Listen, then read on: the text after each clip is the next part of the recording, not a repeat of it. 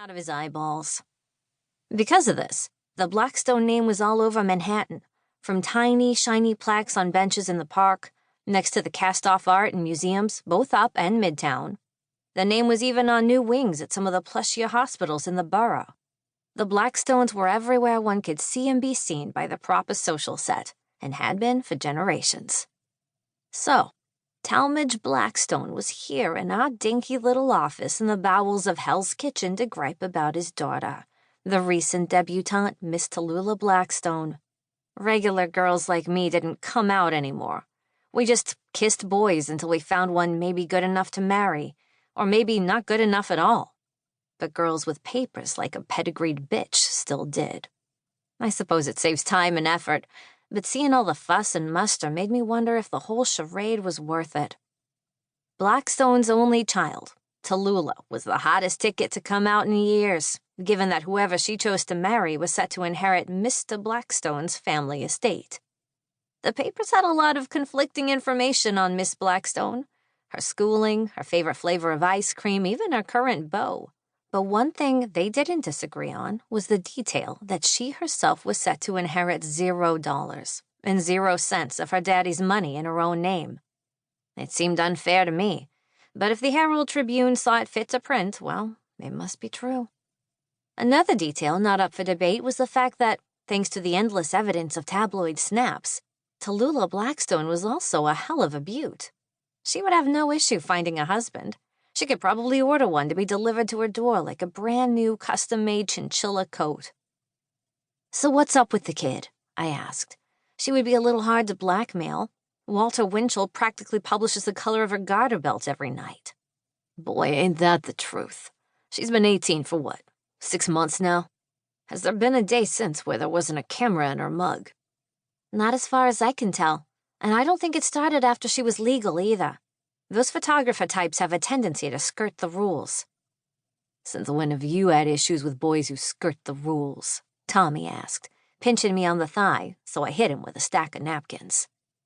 "But trust me, Daddy could have sued every rag in town to get them to stop hounding his daughter. But I got the distinct impression that it was good for his business.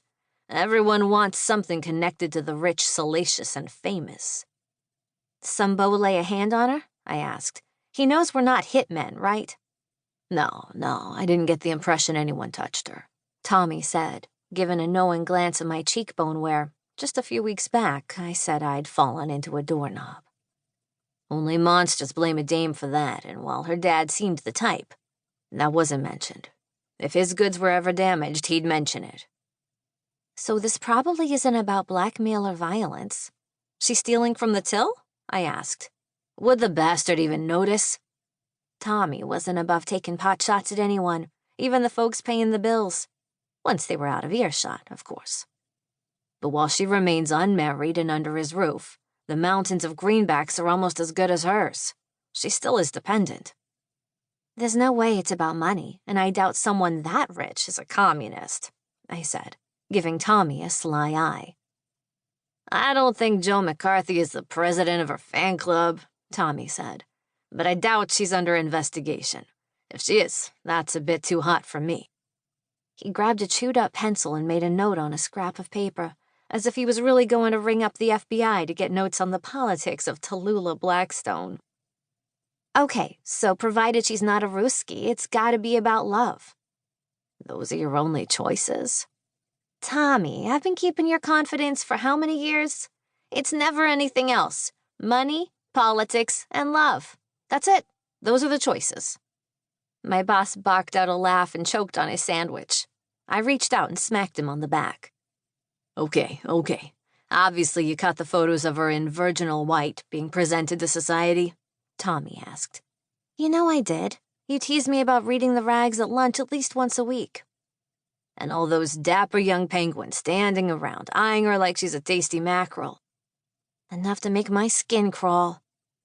It wasn't often that I was happy to grow up dirt broke, but if that's what rich girls have to go through, I counted my lucky stars.